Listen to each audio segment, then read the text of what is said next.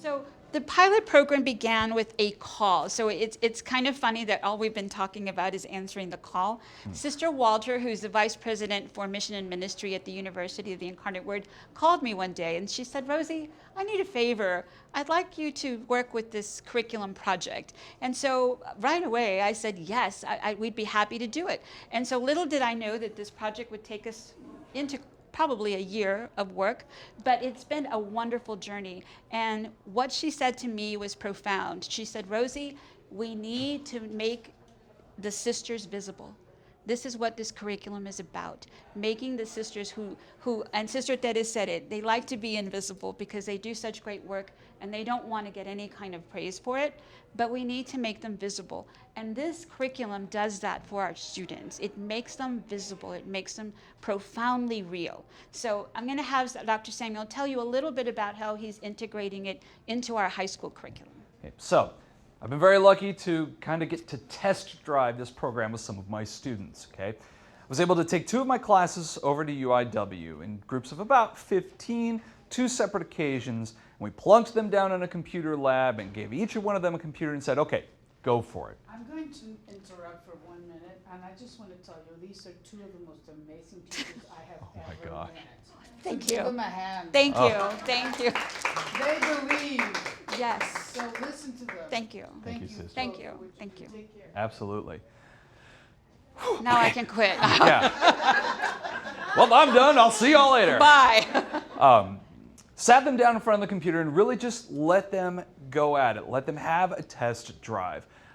They played around with the layout and the material.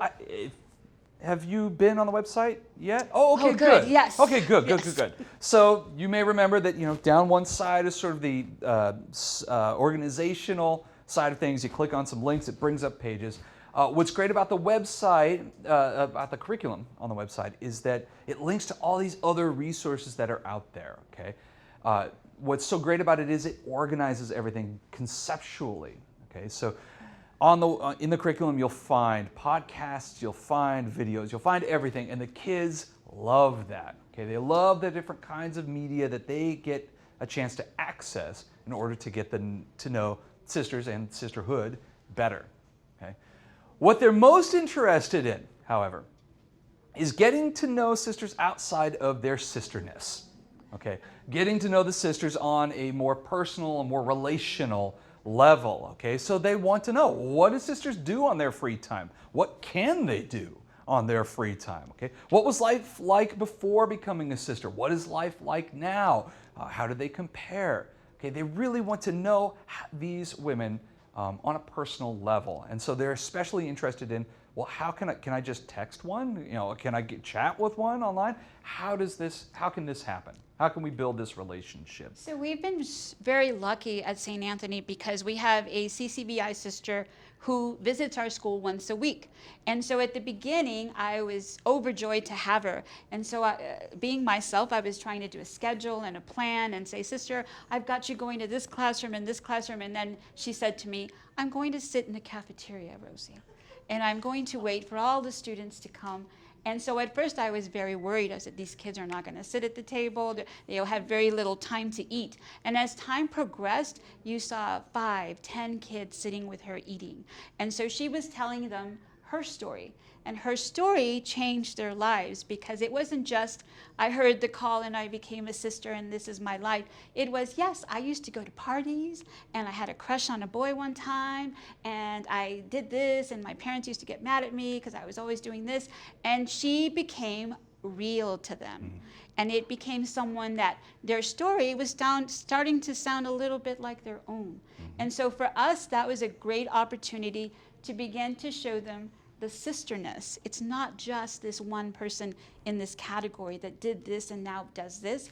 It was a multifaceted human being that answered the call, but was also very unique in the person that they are. So our students really responded to her. And now she's become a staple at our school. Everybody loves her. They give her tickets to their plays. They invite her to sporting things. I have to go pick her up and then bring her to their things. And it's a great, great opportunity. But they see now that there's a sister that they connect with. And so it was really important to them.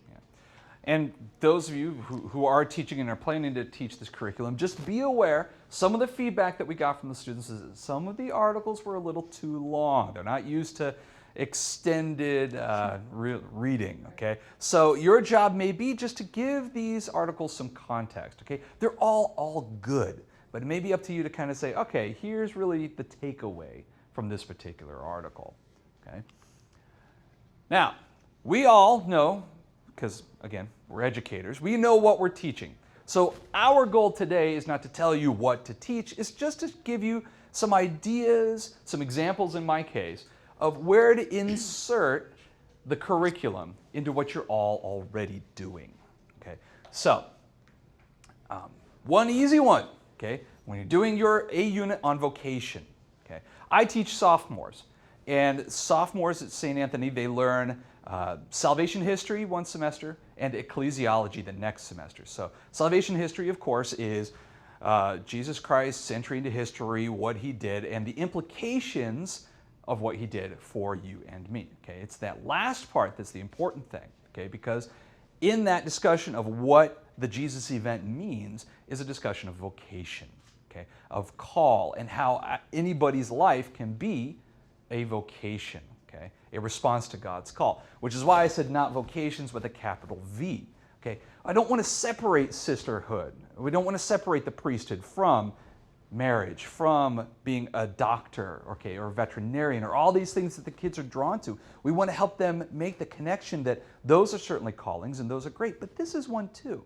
And it's a call like the call to being a doctor, okay, or a mother, or a husband. Okay. Another one, units that touch on aspects of the life of a sister.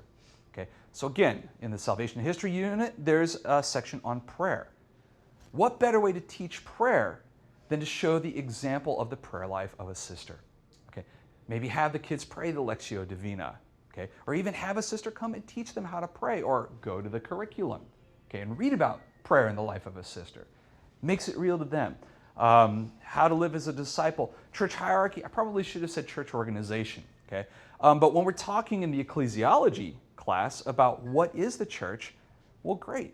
Now you have another component of the co-essentiality, as Sister Teresa said, that is the life of a sister. And you can bring that in too to show them how there are all these different roles and different kinds of life within this one great Catholic Church. When we begin to think about sisters and the role in social justice, that's something that is very important to us at St. Anthony. And so we have several CCVI ministries, but there's two that we work very closely that are very sister involved. And so one of them is Visitation House. And Visitation House, some of you in San Antonio may have heard about it, but it's a transitional living home for single mothers and their children. And so our students after school, every day after school, tutor these children. So they go to Visitation House and they tutor between 10 and 15 students for all of their homework. And so they take care of all of that. But the director of Visitation House is Sister Yolanda Tarango. And she happens to be one of the videos in this curriculum. And so our students had a tremendous aha moment because they know her as Sister Yolanda, an executive director, and she does all these things. But in the video, she talks about how she went to college, she got her master's in Latina culture, she went and got another doctorate somewhere else, and so she became so dimensional for them. It was like, oh, she's not only the boss here, but she's this person that knows all of these things. She fights for women's rights, she fights for immigration rights, so she's doing so much. So she became somebody that was just not just the sister in charge of this program, but this person fighting for justice everywhere. And so that for them was a huge aha moment. We also do something that we minister to the homeless. And so a lot of the sisters will go with us when we minister to the homeless, either under the bridge or with that bus program that Sister Tere was talking about. And so they begin to see them as these soldiers for justice. And these kids begin to see themselves in that role. And so when you look at the sisterness for our students, it's kind of gone a little bit beyond that. They not only see them as these people who are sisters, but as these people who are the movers of change and the people who are making the voice, giving a voice to those who have no voice. So that's become a very important component. And last, as Sister Teresa talked to us about in her keynote, okay? When we're talking about the saints, or when we're in a discussion of holiness of life, we can look at the sisters. Not necessarily as super holy people, although I'm sure they all are, but the point is that they are on a journey towards holiness. Okay? And by looking at sisterhood, we can give our students an example of what a journey to holiness might look like, what your journey to holiness could look like. Okay? So, one other thing we'd like to do is, for those of you who are not familiar with the curriculum, it's great because it gives teachers all sorts of activities to do with the students to help them take a lesson away from it. So that's what we want to do with you today. Okay? We're going to take you through one of those lessons, okay? One of those activities. Okay? And it involves reading a Bible passage about a particular call. So do I have any volunteers to read for the class today? Yes, ma'am. During the time young Samuel was minister to the Lord under Eli, a revelation of the Lord was uncommon and visions infrequent. One day, Eli was asleep in his usual place. His eyes had lately grown so weak that he could not see. The lamp of God was not yet extinguished, and Samuel was sleeping in the temple of the Lord, where the ark of God was. The Lord called to Samuel, who answered, "Here I am." Okay. And a second reader. Anyone? Anyone? Yes, ma'am. Samuel ran to Eli and said, "Here I am. You called me?" "I did not call you," Eli said. "Go back to sleep." So he went back to sleep. Again the Lord called Samuel, who rose and went to Eli. "Here I am," he said. "You called me." But Eli answered, "I did not call you, my son. Go back to sleep." At that time Samuel was not familiar with the Lord, because the Lord had not revealed anything to him as yet. The Lord called Samuel again for the third time. Getting up and going to Eli, he said, "Here I am. You called me." Then Eli understood that the Lord was calling the youth. Okay. Third and last slide. A reader, please. Yes, ma'am. Thank you. So Eli said to Samuel, "Go to sleep, and if you are called, reply, 'Speak, Lord, for your servant is listening.'" When Samuel went to sleep in his place, the Lord came and revealed his presence, calling out as before, "Samuel, Samuel." Samuel answered, "Speak, for your servant is listening." Samuel grew up, and the Lord was with him, not permitting any word of his to be without effect. Thus all Israel from Dan to Beersheba came to know that Samuel was an accredited prophet of the Lord. Awesome. Thank you so much. Okay. Here's the activity. And this is a blend of the activity for both the high school level and the junior high level, or middle school level, okay? So what you're going to do is partner up, or maybe just table up, and discuss what surprised you about this reading. What word or phrase stood out and why?